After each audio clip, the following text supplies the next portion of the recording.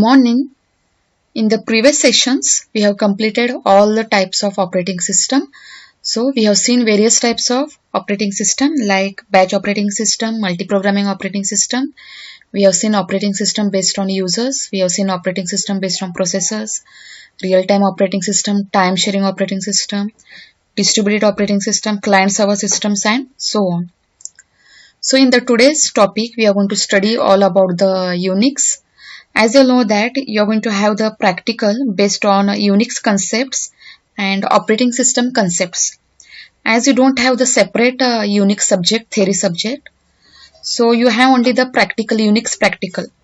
So whatever is necessary for your Unix practical, that concepts we are going to study. So before starting with the Unix practical, so you need to understand some basics about the Unix. So let us study about the Unix basic, and some of the basic Unix commands you already studied in your previous semester. So some more commands you are going to study in this Unix. So Unix is all about commands. So more powerful commands you can find out in the Unix. So when you are writing the Unix programs, it is all about the Unix commands only. So Unix programs are all about commands. So which type of commands you give, that much it will execute, and the Unix programs will be very short. Those are not lengthy like C programming or data structures or Java programming, because in Unix we find such more powerful commands that you don't need to write more lengthy programs here.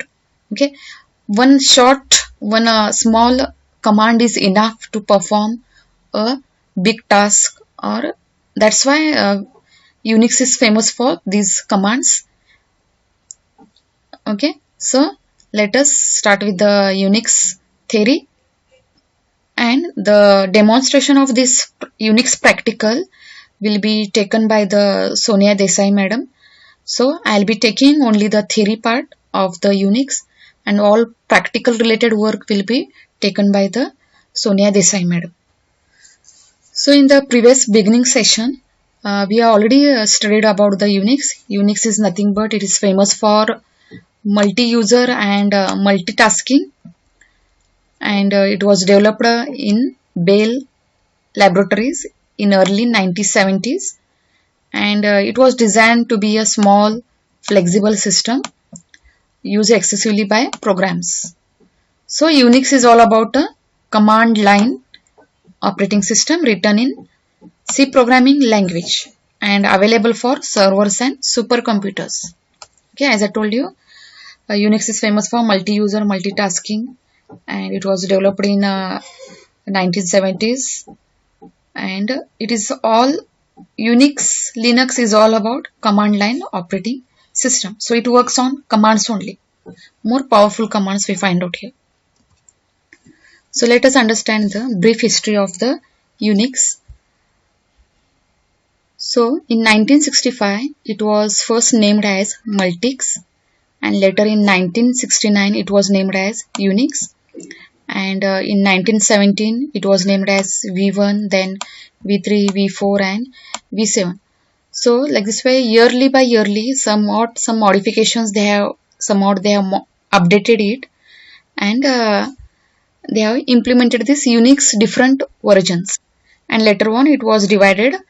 It was named as BSD. It is nothing but Berkeley Software Distribution. This is one university actually which was based on AT&T laboratories only. But in this university, they have developed the different versions here: 4.1, 4.2, 4.4. They have made little bit easy compared to this AT&T laboratories, but the concept, the working is same, but somewhat little changes, some modifications, user interface difference you can find out between this BSD Unix and AT&T Unix. So programmers at the University of California at Berkeley made modifications to the original source code, and it was called as BSD, Berkeley Software distribution. So some changes they have done in the original AT&T Unix code, and they have named it as Berkeley Software Distribution.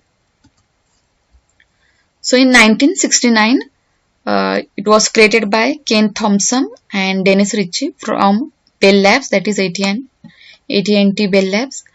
And 1976, it was the creation of Apple.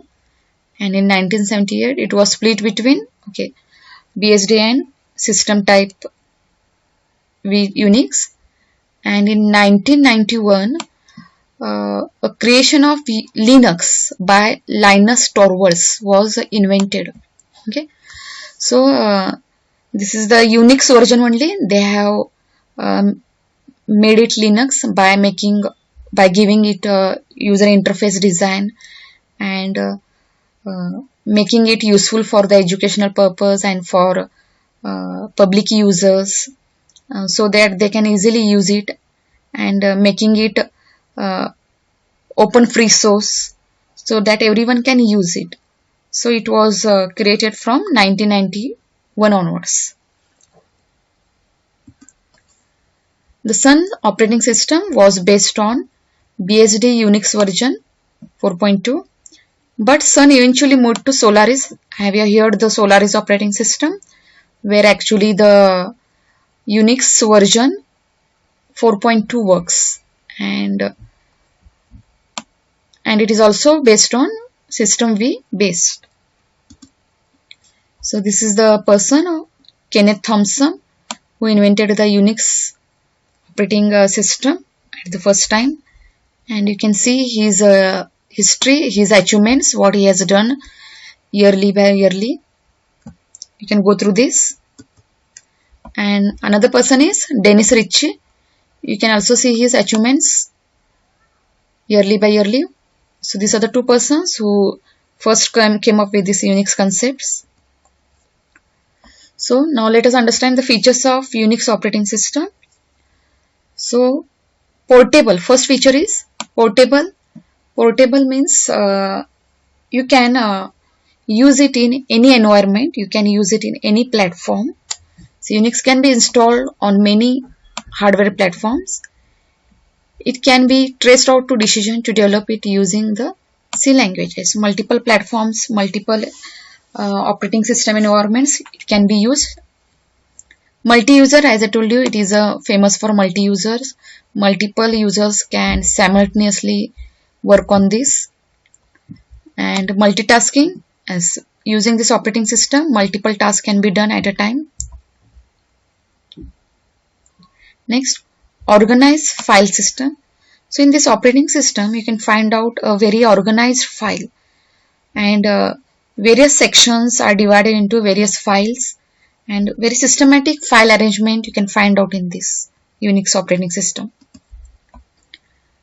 Unix is also famous for networking. Unix was developed to be an interactive multi-user multitasking system. So networking is also incorporated into the heart of the operating system. So the protocol which it uses is transmission control protocol and internet protocol. So these protocols are used for communication on the networking. In detail, you can understand this TCP and IP in the computer network subject. Next, device independence. Input-output devices like ordinary files, the source or destination for input-output is easily controlled through a Unix design feature called redirection. Yes, you can control this Unix input-output devices using the powerful command. So what you want to input, what you want to send on the output, that can be done with the help of the commands and the redirections. And utilities. Utilities is nothing but a rich library where it can be used to increase user productivity. Okay. So in this networking, multiple users can connect and they can use it, like we have seen in the distributed operating system and client server systems. Okay. So these are the very famous features of the Unix operating system. And other programming facility, yes, Unix operating system allows you for programming. So in this Unix operating system, you can find out Unix shell, which will help you to write the programs, and it supports various control structures, loops and variables. Next, documentation is also very good in this Unix. If you want any information on any command, easily it is available there, and you can find out all the details about that particular commands. Next, pipes and filters. So this also the very powerful feature of these Unix pipes and filters. So because of these pipes and filters, you can reduce the length of the programs, and in a very short line or in a very small single statement, you can able to get the output if you use these pipes and filter features in the Unix programming. Why I need to use Unix is Unix is more flexible and can be installed on many different types of machines, including mainframes, systems, supercomputers and microcomputers. Scalability. Unix is more stable and does not go down as often as Windows does. Therefore, requires less administration and maintenance. So that is the unique feature when you compare to with a Windows operating system. Security. Yes, Unix is also famous for the security. Unix has greater built-in security and permission features than Windows. Compatibility. Best website designed and programmed to be served under a Unix based web server and can be easily hosted on a Windows server. Okay, so you can design the websites using this Unix based web server, and it is very easy to host. Okay, about this website and hosting you'll understand in a web programming subject. Stability. Servers running on Unix enjoy extremely high time and high availability and reliability. Okay, so Unix are used, those are very secure and stable and also performs great, and it is reliable servers. Performance. Unix servers under high load are superior to Windows. Okay, so Unix servers perform good when there is a high load on the systems. Software updates. Software upgrades from Microsoft often require the user to purchase new or more hardware or prerequisite software, where that is not with the case with Unix. As I seen with the Microsoft, you need to upgrade your Microsoft Windows, or you need to purchase some one or other softwares or hardware. That is not in case with the Unix, because it is open source and it is available on the internet. Price. Mostly free or inexpensive because it is open source operating system such as Linux and BSD. This is the open source and it is similar to Unix only. And data security. Users are required to log in before they can do anything. So this operating system requires compulsory login, and it restricts unauthorized use, allows all files created by user to be identified. So whatever is created in this Unix operating system, everything will be identified, everything will be having the record, and so on. So different versions of Linux which are specifically used for execution purpose, which are similar to the Unix operating system only. Ubuntu, Linux, Mint, Red Hat, Solaris and Fedora. Okay, in your Unix practical you can find out the Fedora there, Debian and etc. And different versions of Unix are IIS, IBM, BSD, HP. So these operating system you can find out in the large organization, and these are the commercial and those are very costly. So they have made the Unix operating system to be used by common public. Now we'll see Unix architecture. So Unix architecture comprises of two major components, that is the shell and the kernel. So as in the previous session we have studied about the kernel. Kernel is an interface or intermediary between the interaction between the hardware and the software. So you can see in this diagram there is a hardware, and then you have the kernel layer, and then the shell layer, and then you have user applications. So the user interacts with the shell. Okay, where shell is all a set of commands. You can see here is a set of commands. So using a set of command, shell is actually one interpreter.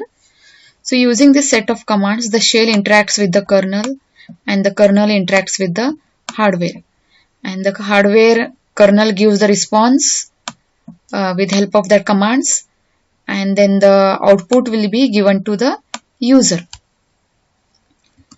You can see this another diagram. So this is the hardware, kernel, shell is a set of commands, and these are all user applications through the user interacts here. A Unix operating system is made up of many components, but its three prime components are kernel, shell, and programs. So kernel you already know, we need it for the interaction between the hardware and the software. Shell is nothing but command interpreter, which is nothing but a set of, it is having a set of commands through which it will interact with the kernel, and it will also give the result to the user with the help of the programs. So you can see in this diagram, user works on the terminal. So you already worked on the terminal where you type the commands and you will get the output. So whatever the commands you type on the terminal, those are nothing but the shell commands. Those are nothing but the shell commands, and then the shell commands will interact with the operating system with the help of the kernel, and whatever the hardwares you need, it will be fetched out from the kernel, and the response will be given to the operating system, and with the help of the commands the response will be given to the user on the terminal. So this is how the interaction happens. So here the shell is very important here. For Unix programming, here shell is very important for interaction between the kernel, operating system and user. Shell is nothing but a set of commands through which it will help for interaction. So in today's class we have seen all about the Unix, and which is helpful for your beginning classes. And in the next class we'll see more about the shell scripting. Thank you.